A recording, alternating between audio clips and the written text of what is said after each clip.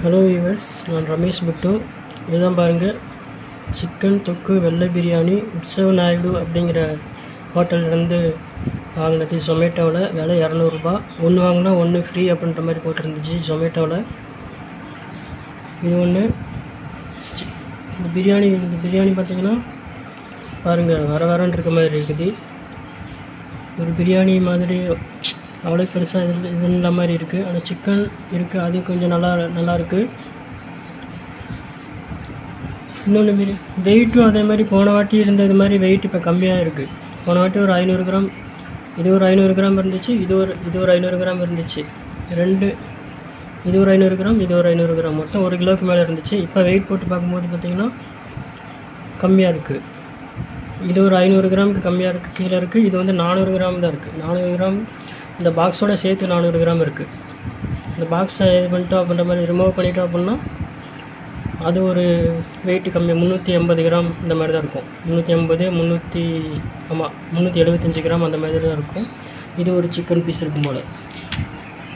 பிரியாணியான வந்து வரன்னு இருக்குது.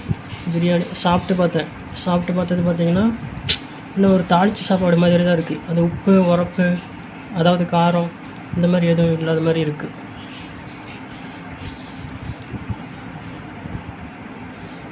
அது வந்து ரேட்டிங் எவ்வளோ கொடுக்கணும் அப்படின்ற மாதிரி இருந்துச்சுன்னா, இந்த பிரியாணிக்கு வந்து 3க்கு கீழே தான் கொடுக்குற மாதிரி இருக்கும். சிக்கனுக்கு வந்து வேணால் ஓரளவுக்கு 4 ஸ்டார் கொடுக்குற மாதிரி இருக்கும். பிரியாணிக்கு வந்து 3 ஸ்டாருக்கு கீழே தான் கொடுக்குற மாதிரி இருக்கும்.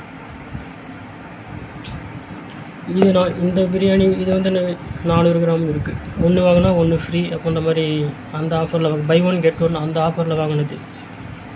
உற்சவ நாயுடு அப்படின்ற ஹோட்டல்லேருந்து கோயம்புத்தூர், அங்கேருந்து வாங்கினது.